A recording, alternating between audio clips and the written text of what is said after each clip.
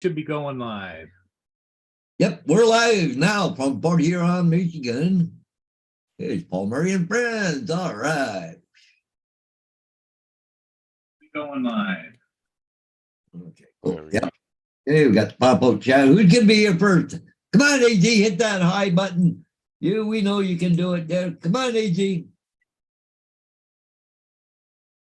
We got faith in you. Oh, good. No, that don't count, Justin. You're already here. Good morning, AG. Good morning, David.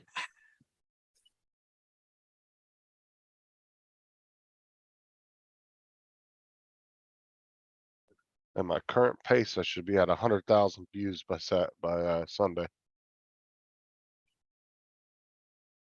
You're what? Said at my current pace, I should be at 100,000 views by Sunday. Oh, What's up, David, Marshall, Edward? ooh, we got, hey, Marshall's in there already. Good morning, Marshall. He's up in early this morning because it's what, 10 to 6 over there in the morning. Wow. And Edward, good morning. Well, we're here. Rock and roll. Yeah, Justin, I was telling Paul I may have to go take my truck down and have new tires put on the front end. But I tried to call them and they're supposed to be open and all it did was ring, ring, ring, ring, ring. So who knows? What time, how long is it going to take them to put them on? Oh, about an hour, I guess. About an hour. That's why I love Discount Tire, man. You pull in there and they got 3-4 dudes in one bay and they just rip all 4 tires off. And they remount them. They have them back on in like 10 minutes. Just front tires, right, too, so. These are 2 front tires, yep. No, but by the time you drive there and get there and get in, get it done and get back, you're gonna be an hour anyway, so. Hey, good morning, Chuck. Mr. Kovacic himself, all right. Hey, Chuckles. Yeah, I always go to Discount Tire for my tires just because they don't do anything but tires there. Yeah. And they have 4 bays and they literally have 2 or 3 dudes in each bay. Well, the thing of it is I usually go to a Discount Tire, like Bell Tire. But Bell Tire quoted me $100 more for the 2 tires than the local Goodyear tire store downtown. And they same tires, $100 less. Oh, see, that's why I started going to Discount because they were cheaper than Walmart was. Yeah. Hey, Chuck. They were actually the cheapest ones out of everybody in town. And so and that was with my 10% discount when I worked at Walmart. They were still cheaper. Yeah. So you get any snow last night, Paul? Yes, that's the first thing this morning I did. Went out and shoveled off a little bit of the snow and ice. Yeah. That was funny because last night I went to my friend for coffee and we're sitting there shooting the shit and opened the door and went, holy book, coming out of his house about 8:30, 8:45. I went, holy crap. And I had to go to the drugstore to pick up my drugs. Anyway, I get your drugs? Dude, why the roads are greasy. Chuck's in the ice belt up there. Yeah. JD, don't retract your message. That's unbecoming of you. Yeah, we're not getting much snow this year. We're getting more nasty stuff. I'd much rather have snow than ice. Yeah. Well, it's gonna get really cold here in the next few days. We're supposed to be in like the upper 30s and 40s tomorrow, and then I think it's going to drop back down again on Monday. So like the morning commute on Monday will probably be a skating rink. It's unbelievable. Yeah. Whoever said global warming is a good thing, yeah, they're wrong. I swear mine and JD's humor like stopped maturing at 14. I think I took the right couple of weeks off.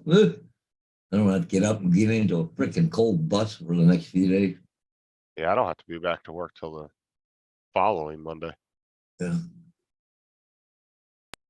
This weekend, all 5 days off this week, and next weekend off. Yeah, climb a cold vehicle, and just as you get to work, it's starting to warm up. Then you got to get out, get into a cold bus, and oh, Jesus. Well, you can't preheat that bus. I wish. I got one lady that's a real good friend. She says, I'm going to give you a duplicate key for my bus. She says, I want you to go there in the morning now that you're not working and start her bus up, get it warmed up for her. Yeah, but you do a quick startup and then just sit in your car and let it warm up for like 10-15 minutes, right? Yeah, that's what we usually do, right? Well, you have to do a circle check first, right? So, Or you can just install your own auto start on it. yeah, there you go. I'm sure that'd go over great, Justin. I don't start putting on my bus. Sure they'd love that. And that's the thing is those auto start systems really are actually relatively cheap. Are the Well, buses? this company that, yeah, this 60, company I'm 70 going to, they have what they call a Webasto heater or a diesel preheater. Yeah, I was gonna ask you if it's diesel or They not. fire up, they run off a diesel fuel and it pumps hot water through the system. And it also blows a bit up on the windshield with a little fan motor, but you'll get there and the bus So it's on a timer, so it starts before you get there. an hour before you get there. So the new company's gonna give you a warm bus for you. Yep. Wow. Yeah, Well, the see, best, it saves idling on the bus, right? Could you try and get it warmed up. And a lot of times with diesel, they don't really heat up that wall while they're sitting. They got to get them going down the road and get the RPM Gotta up. roll. Gotta roll. yeah, one of the best things they ever made was auto start for cars. Oh yeah, I got one in my pickup. Oh yeah, definitely. It works perfect for summertime or winter. Much Just more appreciated for me personally. I don't care about getting into a hot vehicle in the summertime. Be cool fast. It's the winter time when things are truxical and I got a thought. It totally, oh dude, it totally reduces effort to get all the snow and ice off the thing. It makes it way easier. I got to go get some silicone, wipe it on all my door rubbers because they're starting to stick again. Yeah, hey, good morning, Laura. My tailgate glues itself to the rubber weather strip on the tonneau cover. It's really annoying. I got to do the same thing as you, Paul. Yeah. Surprised to see you on a morning stream, Chuck. So I got it's a weekend for a change. I got that clear silicone spray you can spray on it and it'll help keep thicken. You can use the silicone spray or you can use like the dielectric grease works really great. Yeah. That doesn't tear up the rubber over time. That's good stuff. And that lasts a really long time, but it does collect dirt, which is kind of that's the only problem you get. Yeah. But so it's like with key blocks and stuff like that. People put WD-40 on. my power tonneau. I don't know what I did. I probably shortened the life of the power tonneau on mine, but the motor assembly, it's like this big box at the head of the truck, right behind the cab, and reels in the tonneau cover. And anyway, that was full of water. The freaking drain tubes got plugged up with leaves and shit. I don't even know how leaves got in there. It's a covered box, but they did. Yeah. And the thing wouldn't work. It just go click, click. And I discovered it was like sloshing with water. The motor's sloshing in water. That's really good for it. So how did you fix it? Were you able to clear it out or? I pulled the drain lines off and had to clear them out. And the water just came gushing out of the thing. And let it dry for a few hours and it worked. But who knows what the hell I've done to it lifespan wise. It's not good. Not good at all. It's only a $2,000 tonneau cover. It's really not that expensive. Come here, me. Yeah, every once in a while, it's good to get under your car and on the AC drain, get under there and hook a shop vac to it. Get the like the Corvette has these things called udders on it, and they get loaded up with shit. You have to clean them out. Well, yeah, because I've actually been like, we had a problem with one of our cars a few years back where you could hear it sloshing around in the dash because the little tank in the back behind the glove box was full of water because under your evaporator coil, the drain pan was all full of water and sloshing around and stuff. Yeah. And I got up under there with the vacuum and hit it just one time, and all of a sudden it just came pouring out. Yeah, it's amazing how much crap will clog up things and cause problems. Yeah, it's good to do that once in a while. Just get under there and hit it with the shot vac. I just ran my truck through the touchless with the undercarriage flush and everything today. It was long overdue. Friggin' salt and crap, nasty. Truck actually looks orange again. Oh, yeah, salt will kill your guys' cars up there. But But you guys get it. You guys have it like in a different way. You have it up top down because it's in the air on the coast and it just tears it gets in places where like ours is in water form from road salt and streets, but you guys get it like in the air, it gets everywhere. Well, see, we don't have that problem because I'm in the middle of the state, but yeah, on the coastline. On the coastline, yeah. I get a lot of, that's where I find some of the worst rusted out meters is on the coastline. Like when I was in Palm Beach, oh my God, dude. I called in about 30 different meters that were about rusted through.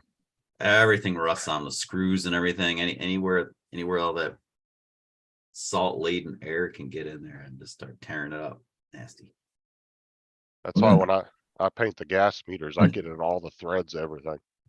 And I coat it with that paint because we use that really thick ass oil paint. Okay. It's oil based. And you get it on your skin, and the only way you can get it off is you literally have to put some paint thinner on a paper towel to get it off your skin. Because it's just that thick and sticky. I've been using It's like you use an instant glue, get it on your fingers. The only way to get it off is just let it wear off. I hit the spots that I deem as being hot spots on my truck, things that would be prone to corrosion, the trailer hitch and stuff like that. I hit it with a stuff called LPS3.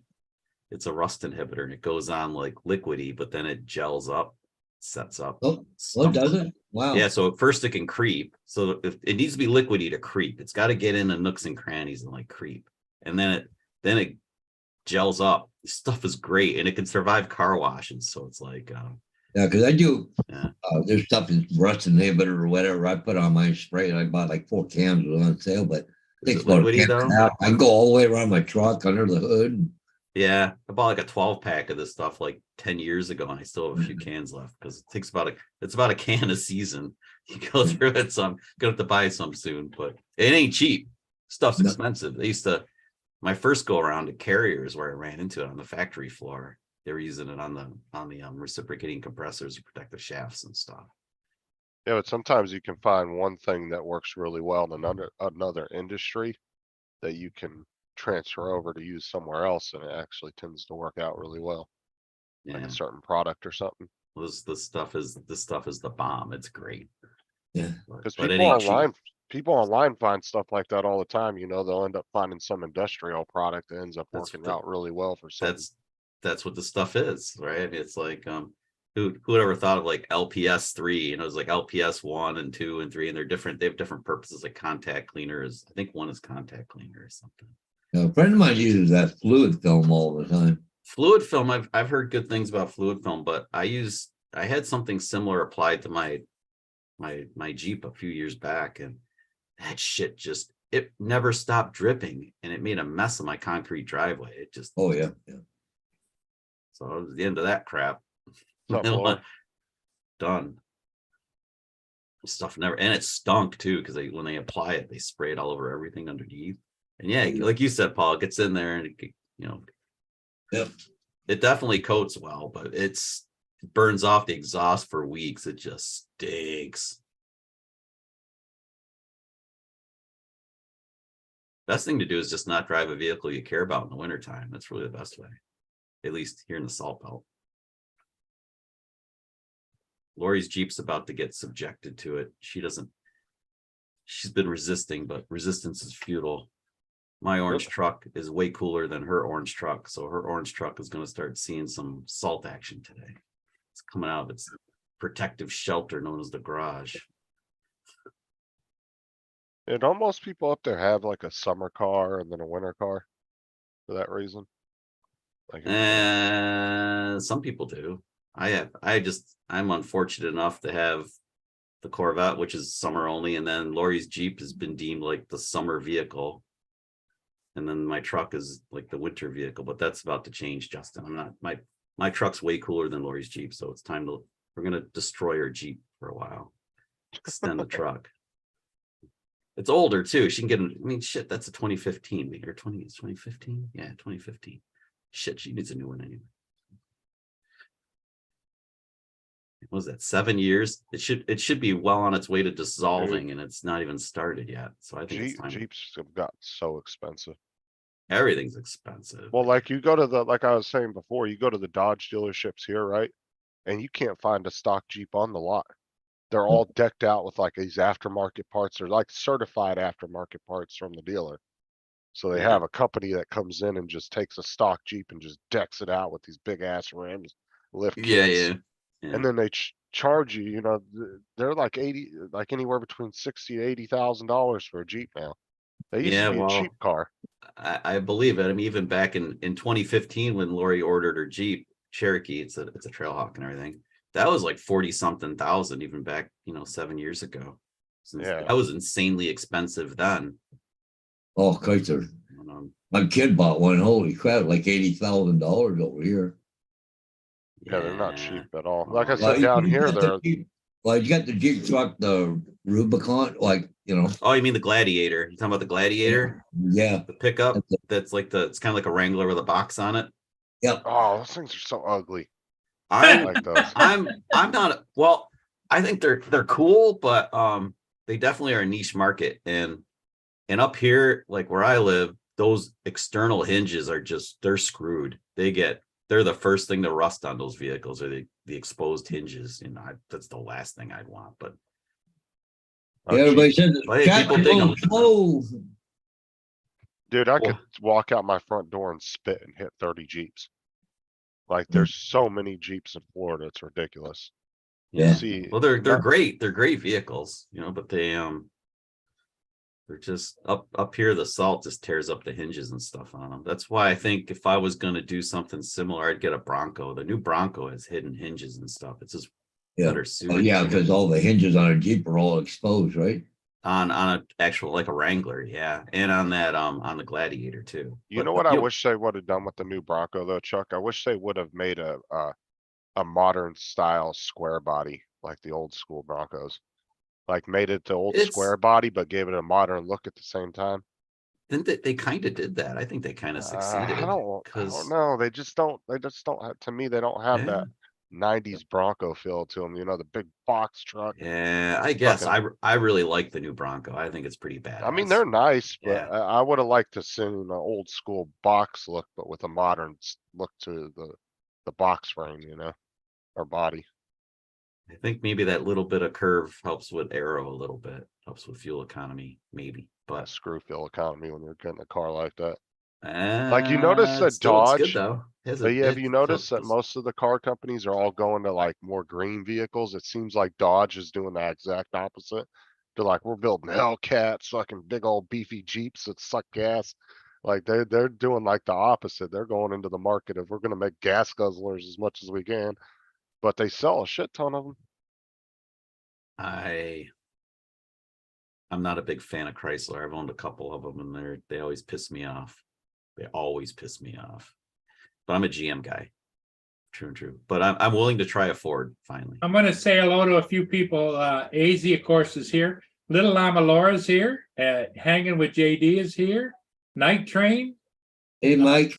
Little Llama Laura has been busy on YouTube on what is it, TikTok. And What's TikTok anyway? Yeah. Gives a shit about TikTok. TikTok, yeah. Tiki dog. That's for kids. TikTok's for kids with no attention span. That's what TikTok's for, and that's what these shorts are for too. People with no attention span. They're not worth my time. You're gonna piss just enough. Oh no, we actually go back and watch Matt's show from last I night. I watched part of Matt's show and got out. I don't give a shit anymore. We had a good conversation about that last night though. It's really okay. I'm creating stuff that I like to watch, and if a select few want to watch it, great. And if you don't, fine. That's usually I'm the through way fighting. I'm through fighting with YouTube. I'm through. They win. Okay, if they want to share my stuff, fuck them. I don't care, because I create good stuff. I like my stuff. If they would share it, probably more people would like my stuff. But fuck them. So it's okay. Yeah, Mike, Really okay. It's okay. I have a new job. My new job pays me well, way more than YouTube can possibly take out of my pockets. Well, the shit I gotta buy to make videos and stuff that are worth watching. So it's like, forget it. They win. I give up. I'm doing it for fun. It's back. It's just a fun thing. I'm gonna get my blood pressure will come down. My blood pressure is gonna come down, and like, Well, Yeah, just, we'll make- just don't expect them to. Oh, I the world, right? You get your And taxes done for the year, Chuck? and that's Lori's job. She's the accountant of the house. In fact, she's Very good, in ours. she's in the accounting office today working. So yeah, I leave that to her. I'll tell She'll you do it. what, though, a lot of these programs like TurboTax and stuff have made it super easy for the basic person to be able to do them. Cause I'll Yeah, tell you what, if you yeah. go, if you order the forms from the IRS with their direction booklet, shit don't make any sense. Totally confusing. Like Yeah. TurboTax them have really dumbed it down for people, cause I tried it one year. I was like, yeah, I'll just order the forms from the IRS and do it myself. Yeah, screw that. Well, a nice thing about an accountant is they know some loopholes and stuff. They can work some angles, which is cool. But Right. if Lori wasn't working there, we'd be back to TurboTax again. But since she's there, it's cool. She goes in, handles all the stuff. They have software too. They have like more unique software. It's not like TurboTax. It's not all automatic. I mean, you make choices, but it takes you through everything. But then it gives them the flexibility as working accountants to make little tweaks and changes and stuff to kind of improve the outcome, which is more money in your pocket. That's the goal. Less in the IRS's wallet, more in yours. I don't know what I did on my W-4 or my W-2. Because I only paid $2 in federal taxes this year. But I paid like 1,500 in Social Security and like 400 or 500 in Medicare. But they only took $2.75 out for federal I tax. haven't even looked at mine. I downloaded it. So I gotta downloaded check it. mine. Yeah, I downloaded mine last week because it was right before I left my last job. I wanted to download all that stuff just in case, because it's all like electronic. I wanted it in case there was a hiccup and I couldn't get to it after I left. So, but I didn't even look at it. I just grabbed it. I think I marked something wrong on my tax form when I filled it out last year, because Did you have to, like, your deductions are off or something? I don't know, because like Sarah was like, you only paid $2.75. I was like, there's no fucking way I only paid $2.75. So I go into the ADP app, Yeah. double check it, and I'm looking at it and I'm like, damn, it does say only $2 and something. I was like, what the hell? Uh-oh. Well, you can get penalized for that stuff, so hopefully it's not a problem, because well, I had to just pay in pain in the ass. 1,200, but between me and Sarah, they only took that out of the normal big chunk we get anyway, so didn't really notice that much, because we get a bunch back for the kids, so. Do you get anything back in Florida from the state of Florida? No, because we don't pay state tax. So you don't file a state return. That's cool, because in New York State, you pay and all year, and then at the end of the year, yeah, it wasn't enough. Give us more. I get a bill for more. Hey, Dustin. That's how it is to live in this state. Pay Good more. morning, Dustin. Like California, they're even gonna tax you if you leave. So. Well, Yeah. Then there's a new scam, like if you work remotely in some states, and like let's say I live in New York, but I work for a company in Minnesota or something. I don't know if I didn't have the problem in New York, but like some states, they charge a convenience tax because you're working remotely. You have to pay like sales tax or income tax to the state anyway. It's like, well, the government is infiltrating itself into everyday life. They found a way. They're like, oh, these people aren't driving to work, but they're working for a company out of state, so we're going to charge them a convenience tax, like, because you don't have to drive and stuff. It's like, well, it's like Mike says right now here in Michigan, they're talking about I don't fully understand it. Banning gas-powered stoves. That's happening here. Happening here. And I'm in the industry where we're working on solutions to like have heat pumps operate at much lower ambience and stuff. That's a big goal, because that we have to meet that. That's happening. As stupid as it is, it's happening. Well, the other thing that they call it electrification, by the way, which is like ludicrous because there's just not enough. Yep. There's not enough generation. We've complained about this before on this show. Yeah, the other thing that Michigan is involved in now is they're deciding if they want to tax every mile traveled on interstates here. they're going to set up these cameras, and they'll track your car from the minute you get on an interstate till you get off, and then That's already done. Then they'll bill you. That's already that's here in New York State, Massachusetts. It's part of the Easy Pass system, which Justin, correct me if I'm wrong, that's in Florida too. Easy Pass is in Florida. Yeah, it's just for the toll roads though. Yeah, so it's toll roads, but like there's no longer a toll plaza. They've managed to eliminate all those jobs. So all those people that worked at the toll plaza, they've eliminated them. Well, I would imagine that the drivers didn't mind, because then you had to slow down, stop, pay your toll. Yeah, now you don't well, now they're doing a system where you can either have the little receiver in your car, or you can do pay by plate. So it just takes a picture of your plate and then they send you the bill for the toll. Yeah.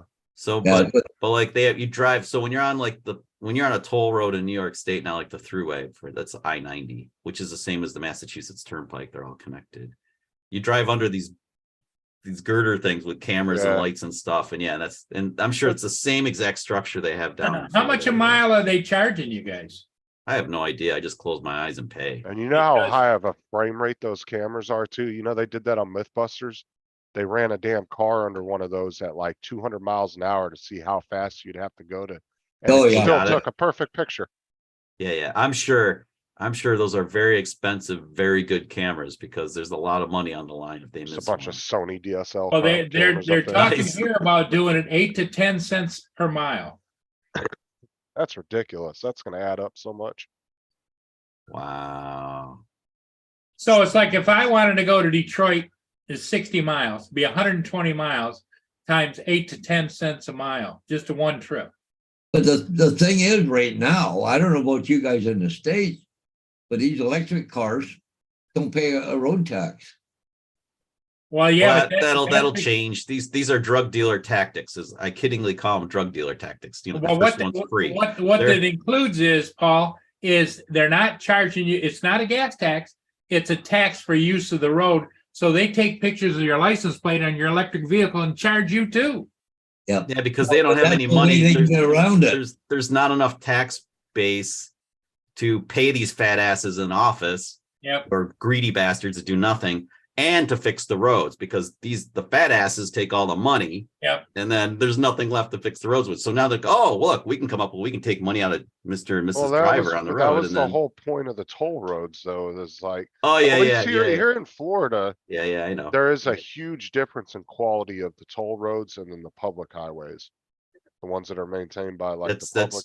That's generally true. Yeah, they're true. Very nice. The toll roads here, they're very smooth and they're better maintained. They're up here in the winter. They're treated better, to keep you from wrecking. They're salted better and stuff. That holds true. Yeah, the New York State Thruway was supposed to be a free road. They said this when they built it back like a zillion years ago. It was the 50s or whatever. So by like 1980 or whatever, it'll be a free road. Yeah. The thing I don't like here in Ontario, Highway 407, which goes across the top of Toronto, the government built it all. Then they turned around and sold it to a private industry. So taxpayers paid for it. Then they sold it to, a private industry. Now they're charging you to use it. Like, I believe there was built that then, Yeah, and I believe there was a Chinese company that was trying to buy the toll roads here in Florida, and they blocked it. They said, "No, you're not doing that." I'm trying to get my head wrapped around what JD's saying right now, because old fog eyes on the left. Old fogies. Old fogies.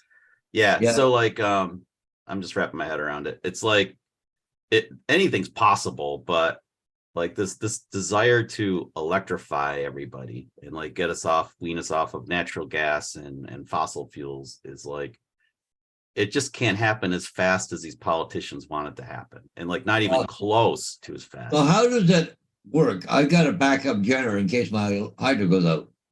Yeah, and I do too. Power itself in order to give you electricity. Yeah, what's going to happen, Paul, is they won't let you buy a new one. So when that one, if you're like yours is natural gas or propane fired. Yeah, it's natural gas. Well, like mine. So like they won't let you. Eventually, they'll ban those. You won't be able to buy a natural gas fired generator. Yep. So you're screwed. And so take really good care of that one. Yeah. Well, the thing is too, is it's like, why do they keep building so much of the infrastructure above ground? Like the electrical grid in a lot of places could be put underground, which would keep the maintenance of it a lot lower as far as it wouldn't be getting destroyed as much from the elements. Well, you go to these one mid- ten, all the lower- new lower construction right voltage. now, hydro's underground. Yeah, Right. like lower voltage stuff, like the supply power to my house, for instance, in the entire neighborhood is all underground. And you have boxes every so many houses, whatever.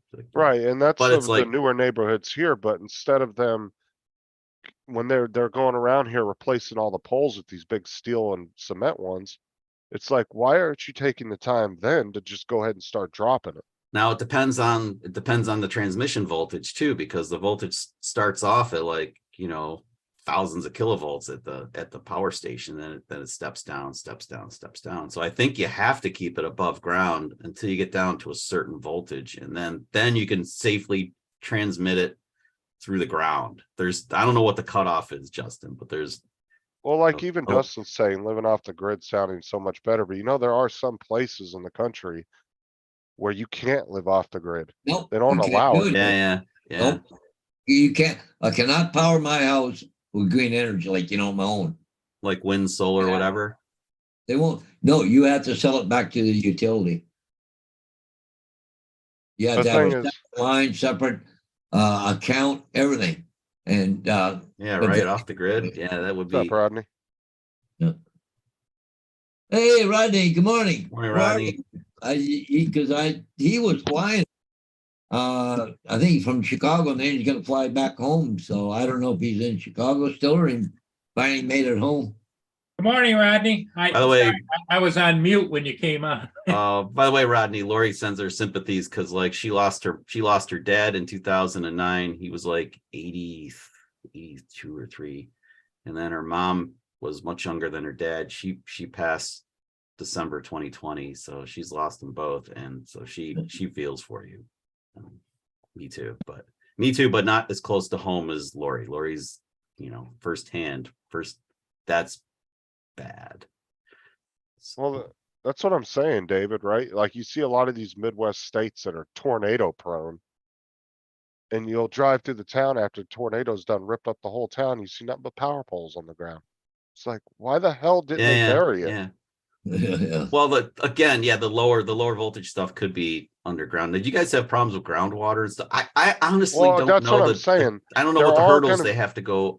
Well, I'm through saying or there over. are gonna be certain areas where it's just not gonna be It's functional. not feasible, but right? there is a lot of areas where it is feasible and they just don't do it. But I know, And it like, doesn't make any sense. it's It's like, the Hawaiian Islands. I swear they have like a underground power system. It's all in sheathing and everything, and it runs from wherever to wherever. I swear that's true. I mean, and it would make Well- it easier for them to harden it against attacks too. Because But you would bury it gotta be and expensive. you could shield it. Gotta- Yeah, but someone's it gotta has pay to for be, it. it's gonna have to be done at some point though. Well, wouldn't gonna you have to think? suck it up and do Wouldn't you think that would add to the longevity of the equipment, like the wires and everything else, if it was buried rather than being up? Oh beneath? yeah. Right. Yeah. You would think so. I mean, it's like, we hardly have. Okay, if we lose the power, if we lose power at this house, it's because something happened either above ground or something serious happened. I can be pretty confident if power goes out here, it's gonna be a while for them to fix it. But you're right. I think that underground stuff is more durable just because it's protected. It's just naturally protected. Well, and that's what I'm saying. And if you run everything through that high end or that high density plastic piping, that shit takes hundreds of years to decay. Yeah, It's not like yeah. metal. It's not prone to rusting and all that. It can handle the weather. And when you bury it, you keep it away from that fun stuff known as ultraviolet light from the sun and stuff, which is always, Right. tough on polymers. So the polymers are better off. Yeah, that's funny. Night train. Mike says that would be so much better. We didn't have a bunch of wires in there. That way you wouldn't have to avoid them while flying. Right, exactly. And like I said, there's gonna be areas Yes, where 100%. it's 100%. just not possible because of certain natural conditions, but You're gonna there have things. You're gonna have obstacles that you can't Well, power. it's a case of initial expense, right? Always, yeah. But like I said, the United States, it's been, the defense industry, has warned us that you need to get it hardened. It needs to be protected and hardened because it's like, I was watching Joe Rogan podcast the other day, and one of the guys on there was an expert about the electrical grid. He's like, dude, he goes, our electrical grid's completely open. He goes, you can walk up to any power station and Yeah, turn on it. people have been intentionally damaging transformers and such. Distribution. You can go to these little transformer stations and People are literally walk destroying up to them. the fence. Yep. And everything's just right there in the open. You could just throw something Yep. at it if you wanted. You take a squirrel and throw it up on top of the transformer, and okay, everything's down. Well, you get 3 strikes and you're out with that kind of thing. Honestly, Yes. there's a 3. You ever notice when your power goes out, then like after like 30 seconds comes back on, and it goes back out again, and it might come back on. The third time it'll never come back on. But the first 2 are automatic. The first 2. So if Rocky the squirrel shorts something out, it'll shut down temporarily, and then it'll automatically reset. But it'll only do that 2 times. The third strike, somebody's got to check it out and figure out what the hell's going on. Maybe that's the power company's version of 3 strikes, you're out of here. Well, it is, but I mean, but that's because you try it twice and you hope that whatever it was is cleared, and if not, then somebody's got to check it out before you do more damage to the grid, whatever. All right, Mike, we'll see you in a little bit. Yeah, see you later, Mike. Have a safe trip there, bud. Sure, I'll see you tonight. But yeah, I mean, it needs to be done at some point, and we just need to suck it up and put the money up and get it done. And the other thing too, though, is that use all that road tax money to fix the infrastructure of the power system. But if they put everything underground, then if there's a problem underground, they have to dig it up. You gotta dig it up. Man, most a lot of utilities. Wiring is usually the problem. No. I'll tell you right now, from my experience in the utility industry, the short time I've been into it, yep, you don't need to dig it up. You cut it at the 2 places, right? Like say it's broke, right? You break something. You dig up 2 spot holes, you cut it, and you just run a new line under there, and you leave the old line there, and you don't touch it. Yeah. They have figured out ways of doing it super efficient. They can so you don't have to dig a 30 foot ditch anymore. They can even fix fiber, which is amazing. The fact that they can fuse and fix one too. Yeah. They can fuse and fix fiber, which is incredible. I mean, they can do that. But usually it involves a lot of utilities, cable and sewer, water. Everything's grouped together. It's all kind of like clumped together. Like sometimes they'll hit gas mains, right? That don't go anywhere anymore because it was just an old gas main and they never cut it off. So what they'll do is wherever they hit it, they'll just cut the old line off and be done. They'll just leave that line in the ground. So they don't dig up anything anymore. They just leave it under there and they just bore a brand new line right next to it. Yeah. Done with it. And it's a lot faster. They can fix a 30-foot pipe that's all busted up, and they can fix it in a matter of just a couple hours without having to dig up anything. They'll dig up 2 spot holes on either side of the break, and that's it. Yeah, we fry a lot of squirrels around here too, but not in our neighborhood because everything's underground. But they're where the power lines are, like along the main roads and stuff, where it's still above ground stuff with more old school. They get zapped all the time. Got to keep that squirrel population down. They're bad news, those things. Sorry to the animal lovers, but squirrels piss me off. Chipmunks really piss me off. And I've noticed, with my experience too, is the underground utilities don't ever get screwed up until some jackass with a backhoe breaks it. Other than that, they don't ever have a problem. Or some drunk will take out a power pole at like 2 a.m. No, I'm talking about all the underground stuff that's underground. The underground. Oh yeah, you mean somebody severs it doing work. Yeah, other than that, nothing ever happens to that shit. It's fine all the time until somebody decides to dig it up or hits it by accident. That reminds me when I had fiber optic stuff put in my house. Like for about a month, it was above the ground marked with orange flags. I'm like, God, this is the most vulnerable period of time right now. I got to get this stuff buried as soon as possible. But that's actually pretty strong. They'll run it right across your driveway. You can drive right over it. Yeah, it's the lawnmower that's the problem. Oh yeah, that would be a problem. Yeah, and I've heard of cases where one of my coworkers took out his neighbor's FiOS for look at an idiot. Took out the FiOS. Well, that's because they're burying so much fiber Yeah. all over the country that these teams that do the digging, that bore your line, your little house line from your modem outside to the box that's in the ground. They're so far behind because they're getting hundreds of houses a day to do that. And the other thing you have to do with the buried stuff is you have to have the utility come out and mark where it is. Like if Yep. right, because like I mean I kind of know where I saw the line where it was when they buried it and stuff, so I know it's like away from the garden and shit like that where Lori and I dig every now and again. Oh, Frontier doesn't even fucking. They call in the tickets here, we mark it, but they actually will get the lines in the ground before we even come to market. Yeah, Because so they literally hand dig it, and it's only like 6 inches in the ground. it's like a little sliver that they cut, and it's yeah. right. These like literally use like a saw, and or like a. They don't go deep enough to hit anything, so they call in the tickets for legality reasons because they have to. Yeah. But they don't wait for us to come market. They just do it anyway because they don't go deep enough to hit anything anyway. They almost it's like an edging tool like they use. It's like like you said, it's like about a 6-inch blade that just like carves in and they drop it, then it pushes it down and behind it and it's done. Right, because gas lines and most of your fiber optic lines, all that, they're a minimum. Right. They don't have to be right. They don't have to be very deep.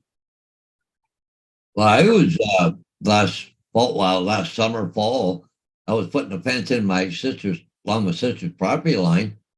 I had to have all the utilities. They come in and marked everything. They have to mark everything. Yeah, just but the thing is, so there's nothing around it. So, okay, so away I went because I got one of those, gas powered augers. Boink! There goes fucking cable TV. Way to go, Paul. The guy said it went that way, not that way. Well, sometimes they hit other utilities when they're marking them, and then they'll your machine will cause you to follow another utility, and you won't realize you're doing it. You'll think that it's your line, but it could actually be a water line. Well, or some other utility. The cable guy come on. I had it all trenched out, so when he come in, he could fix it quite easy. He didn't have to dig down. I already did that for him. But anyways, he comes there and I said, well, there's a marks where you guys located right through here. And he said, there's nothing there. We're good. He said, don't worry about it. Happens all the time. Well, whoever marked why did we get you in here then? And the way that would work too is whoever company marked it, they're the ones that have to pay for that damage because they didn't mark it correctly. Like here, when we mark a gas line, we are good as long as the gas line is within 2 feet of either side of our marking. Yeah. So they have to have a 2-foot buffer zone on either side of where we mark.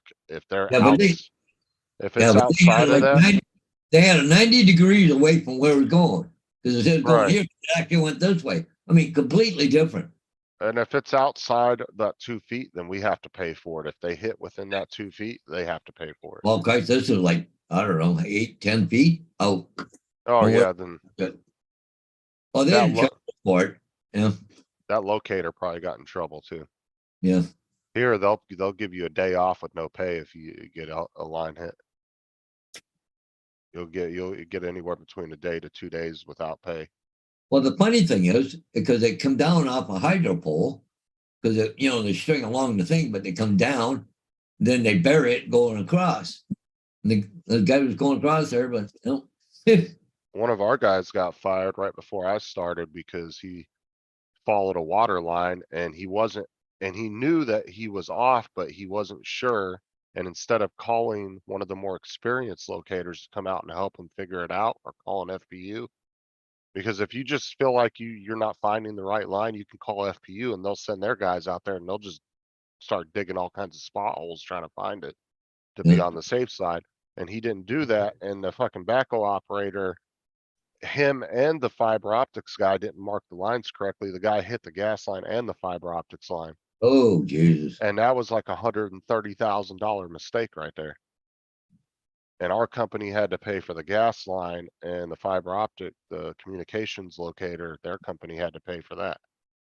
Well, we got here in construction on our street, the trees, if they wreck a tree, cost them $25,000 if they, cut the roots too close to a tree or whatever, right? Yeah. Yeah. Oh hell, they'll just remove the tree out of the way.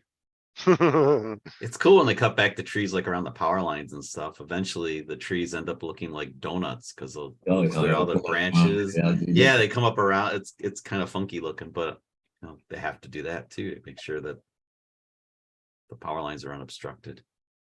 I know I had a tree up in front of my house. I didn't know if it was on my property line or city, but apparently some of the roots are on the city property. But anyway, so the local arborists come down from the city. Nope, can't cut that tree down. I said, this freaking thing is hitting my roof. It's taller than my house. The branches are up there hitting it because, I want to get a tree guy in here. I said, I'll tell you what, let me cut the tree down. And I'll put another tree in its place, but a dwarf one instead of one that goes 40 feet high. I want one that's only goes about 20 feet high. Nope, can't do it. Can't cut down a living tree. So anyways, next thing you know, they showed up and they trimmed all the fucking tree back for me. It didn't cost me anything. Even here, the guys, the tree cutters, like if they come to somebody's house to cut a tree, they even have to call in tickets.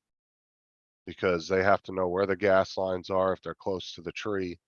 And then we have to come out and check it after they cut the tree down, because you gotta remember when they're cutting that tree and the weight distribution, when that tree falls over and that stump moves, it could jar something. So we have to come out and check it. And then if they grind up the roots, they have to go out and spot check it and everything. Like even the tree guys have to call and Yeah, tickets like that. the Well, root systems get pretty expansive on those things. You pull a tree down, you rip up all the wires that get wrapped up in the roots and stuff. Yeah. Well, see, 2 years ago, they did my street, all the water, sewer lines, everything. But there was next door here in almost part of my part of my property. But anyways, there was a tree there and they wouldn't replace the sewer lines up to the property line and connect back into mine. They end up had to, that thing they put through like a sock and it hardens, anyways. But they were doing the guys next door and they run side by side. But when they're in there digging, they cut so much roots it killed the tree. Basically, it's going to kill the tree. So they end up having to take the tree down anyways. Yep. Well, they gave it a whirl, tried to save it, I guess. I think I'm going to do some editing. I'm going to drop off of here because it's Lori's busy at work. I have the office to myself. She can't yell at me or anything. I'm going to edit. I don't know if I'll do any shorts though, Justin. I'm going to do gotta do something. Gotta work on a project. Anyway, you guys, maybe I'll catch up with you in a little while or something. I gotta mess around with DaVinci. Me and DaVinci. All right. Catch you guys catch everybody in the chat later too. Hey, just before you go, I don't know whether you got that same situation. That's 2 weeks worth of junk mail. It's bad. Yeah. Oh, I get more than that, Paul. Holy crap. Yeah, Paul, I'm getting plenty of junk mail. I don't even bring it in the house. I just walk right up to the trash can and throw it away as soon as most of mine ends up in the recycling bin before you get a chance to. Yep. We have the blue bin. Yep. Bye. We got these super mailboxes, okay? So you have to go down the corner and put a key in and open it. But you can shredder. You can also mail stuff there to the slot. So you take all the junk stuff, keep putting it back into the fucking mail slot. I don't honor. You can have it back. JD, you crack me up. Okay, Rodney. Rodney I think he's flying back to Chicago, and then from Chicago over to JD's mind's in the gutter. Be safe, Rodney. Yeah, take care, Rodney, man. Yeah, he's just flying home, I think. So. Wouldn't that be nice if you could do that with bills too? Just walk up to the recycle bin. Yeah, I don't feel like this one. Yeah, I don't want to pay that. Well, But on the opening, I don't agree. There are a small percentage. I disagree. I'm not paying. There are a small percentage of people in this country that are really wealthy, and they have employees that pay their bills. They don't even worry about it. Well, if you're wealthy, you can just set everything on auto pay and not think about it. Oh yeah, don't forget Powerball is like $500 million before tax. It'll be $250 million after taxes. So that would pretty much. I don't know about you guys, but I think I'd be okay on that for the rest of my life. And then you think you could live on that, Chuck? I think I can make that work. Yeah. Then maybe I'd bribe YouTube a little bit. Actually, I just start my own video channel. Screw you, screw YouTube. Screw YouTube.com. Yeah. Hey, it might take off. You never know, right? No, If you're a disgruntled YouTuber, transfer all your stuff over. that's when you just buy like 60% of their stock and then you're the primary shareholder and you get to make Oh, the decisions. 51. Yeah. I don't think 250 mil is gonna cut it, Justin. Well, besides that, Well, yeah, it's gonna be why fun. would you buy a headache? Exactly. I mean, I'd rather They'll keep sending it down over to that White House down there. Chuck tube. No, I think it'd be cool though if you're independently wealthy, you have plenty of money, you don't have to worry about money's no longer an issue at all. Who cares what YouTube thinks of your stuff? You just do whatever you want to do anyway. You just do it. Don't worry. And watch that. Then that's when your channel takes off. When you just don't give a crap about anything, you just do whatever you want to do, and then it just explodes. It was like those two brothers that were trying to get on the shareholders board for Goldman Sachs, and they only had like 200 million. The guy said, well, if you want to do that, you're going to have more around 1.3 billion to get a seat on that board. That's an obscene amount of cash right there. Hey, Dustin, you said Chuck tube. Yeah, I know. I was laughing at Dustin's statement. It cracked me up. Oh, look at all that. Oh, you got magazines. Do you guys remember Hot Tub Time Machine? Remember that movie, Hot Tub Time Machine? Yeah. Where he came back to me. It was instead of Google, it became Lugal. Yeah. That's great. Catalogs they send me out every month for big man clothes. I didn't even Yeah, have we have a magazines for recycling so bin. I'll long. tell you something. Got out of the mailbox into the recycling bin. Don't even look at it. Yeah, I don't Yeah, I even think I bring need any that. of that in the house. I need to put a shredder like right above my blue bin in my garage. Like Like they give us like in our city too, like you don't even have to order the newspaper anymore. They just throw it out at everybody's house.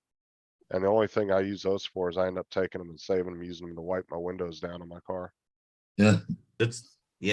Newspaper ink. works. It's like a natural abrasive that works great for cleaning windshields. Well, it leaves no streaks too. That's like Right. the best thing to clean your windshield with. Yeah, what was it? Stoner's glass cleaner was the stuff everybody used.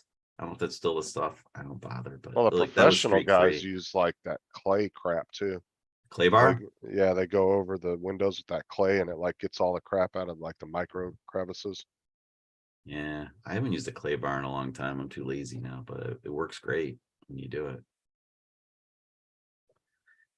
All right, I'm gonna jump. I don't know why. He's Regardless of what JD says, I'm still gonna go at it. You might think I'm rubbing out something, but I'm gonna go at it. Here's the one I just got. Upgrade card. You've been approved.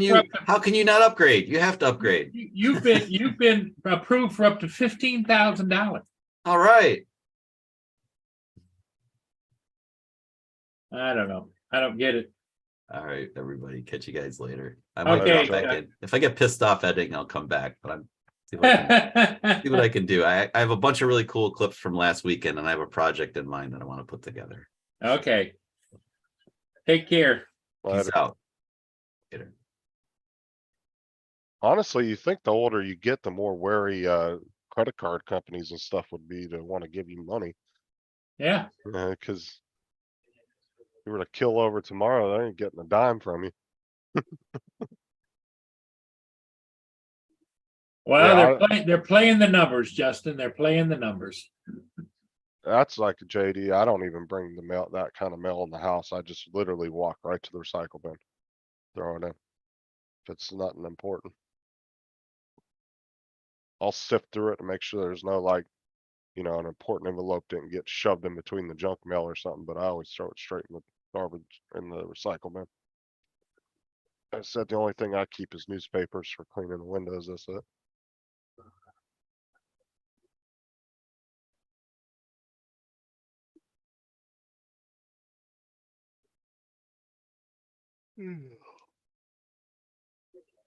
So, Paul, what's your plan for today? Stay home, I guess. Yeah. Well, yeah, you're going to have to get used to having alone time now. Yeah. Oh, you're doing actual rockets now, huh, JD? Nice. 4-foot rocket. Wow. Bet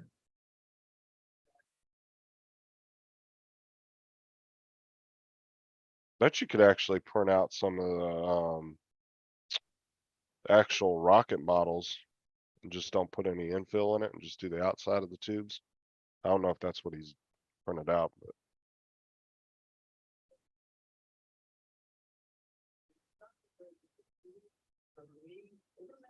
Well, what I would wonder, I don't, back in the old days, rocketry was just one engine, you just took off and then it floated back down.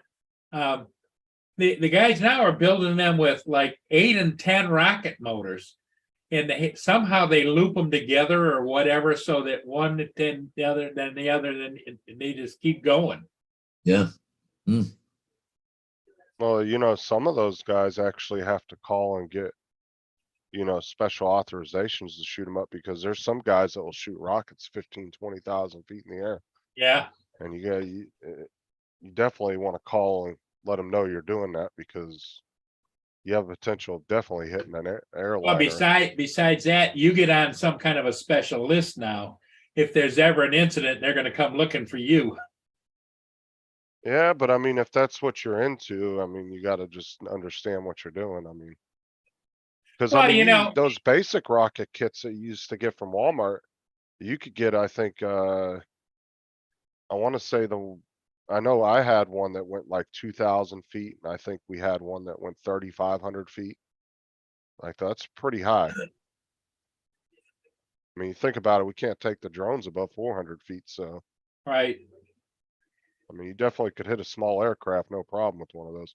Granted, most of your rocket, kits are just a cardboard tube with plastic, plastic cone and plastic fins. It's really nothing heavy on it, so it's probably not going to do anything to an airplane. Probably just startle the hell out of the pilot. They probably wouldn't even hear it, honestly, if it was to hit the undercarriage of them. They probably wouldn't even hear the damn thing, but it definitely startled the hell out of a pilot, though, if it went flying by their window.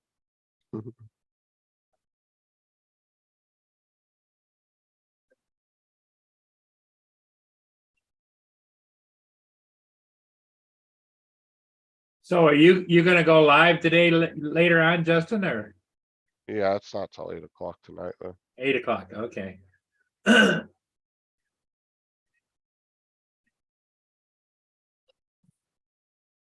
Well, Paul, what do you think? Yeah, pretty quiet here this morning. Well, Yeah, it's Saturday too. People got things to do, I guess. We're down to 13 people watching. Yeah. So I think we're going to call it, Justin. Thanks for coming in, buddy. All right. And Paul and everybody in the chat, thanks for being here. We'll see all of you again next time. Crap, this means I got to do housework now. Yeah, in fact, you just reminded me, maybe I need to run the vacuum sweeper around a little bit. Okay. Yeah, you just sweep the house, do the floors, and time to do my bedding again. Yeah. Okay, everybody in the chat,